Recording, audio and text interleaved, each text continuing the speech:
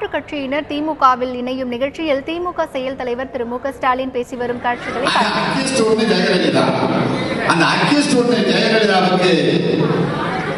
ஊழல் பணத்தை சம்பாதிச்சு கொடுத்தது யாருன்னு கேட்டீங்கன்னா சசிகலா, இளவரசி, சுதாகர். இதெல்லாம் நான் சொல்லல, நீதிபதி தன்னுடைய தீர்ப்புல சொல்லியிருக்கிறார்.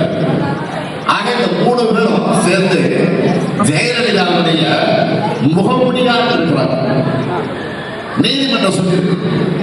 ஆகவே அந்த முகமுடியாக இருந்து ஒரே நாள்ல 10 கம்பெனியை தொடங்கியிருக்கிறாங்க, ஒரே நாள்ல லட்சக்கணக்கான சொத்துக்களை சேர்ந்திருக்கிறாங்க என்று மிக தெளிவாக அவர் அந்த தீர்ப்பில தெளிவாக எடுத்து சொல்லியிருக்கிறார்.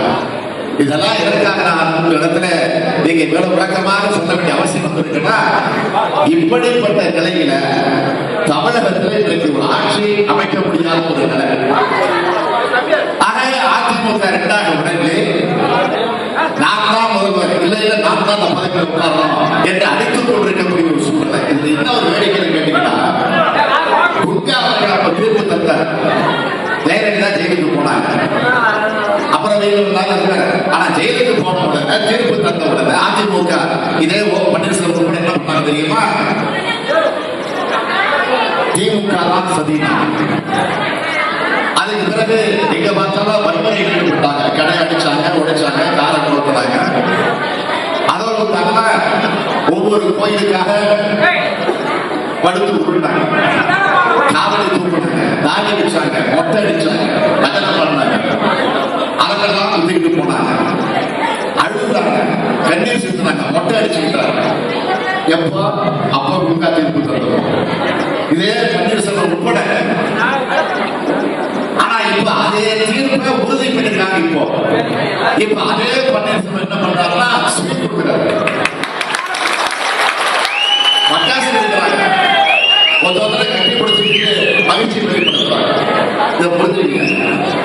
ஆக இதை விட என்ன கொடுமை கேட்டீங்கன்னா, இந்த நிலையெல்லாம் நடந்துட்டு போய் இந்த ஓபிஎஸ் இருக்கிறதா ஜெயலலிதா தப்பு பண்ணப்போ, முதலமைச்சராக இருந்தப்போ, நிதியமைச்சராக ஆட்சியே தப்பு பண்ணிருக்காங்க.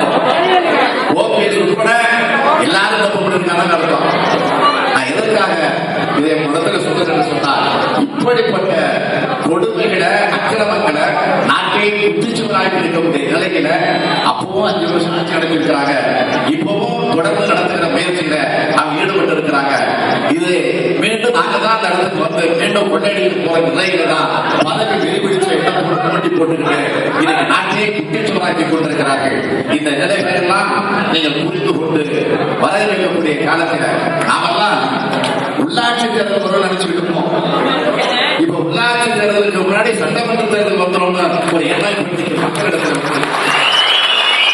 எது எப்படி இருந்தாலும் நம்முடைய கடமையை நிறைவேற்ற இன்றைக்கு இந்த இயக்கத்தை நம்பி, குறிப்பாக தலைவர் கலைஞர் அவர்களை நம்பி இந்த இயக்கத்தை வந்து சேர்ந்திருக்கக்கூடிய நம்முடைய சகோதரிகளை, தாய்மார்களை, நண்பர்களை, இளைஞர்களை, பெரியோர்களை, அத்துணை தோழர்களை நான் விரும்பி கேட்டுக்கொள்ள விரும்புகிறேன். நாட்டை காப்பாற்ற, இந்த இனத்தை காப்பாற்ற, நம்முடைய மொழியை, இந்த கலாச்சாரத்தை காப்பாற்ற, நமக்காக இல்லை என்று சொன்னாலும் நம்முடைய சந்ததியில் நாட்டில் நலமோடு வாழ வேண்டும் என்று சொன்னால் நீங்கள் ஒட்டுமொத்தமாக ஒன்று சேர்ந்து நடக்கிற அமர ஆட்சிக்கு முடிவு கட்ட தயாராகுங்கள் என்று மீண்டும் மீண்டும் அன்போடு கேட்டு வருகின்ற அத்தனை பேரையும் தலைவர் கலைஞர் அவர்களின் சார்பில் வருக வருக வருக வருக என்று வரவேற்று